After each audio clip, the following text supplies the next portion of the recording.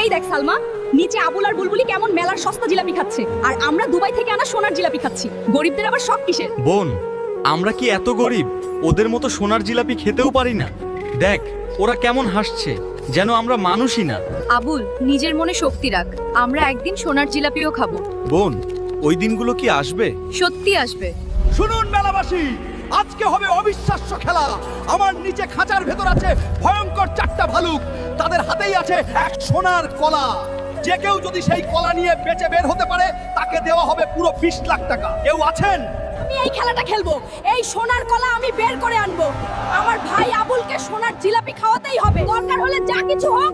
আপনি খেলা শুরু করুন। আবুলের জন্য একটা লাইক করে দাও, তারপর দেখো বুলবুলি কিভাবে এই দানবগুলোর মাঝখান থেকে সোনার কলাটা বের করে আনে।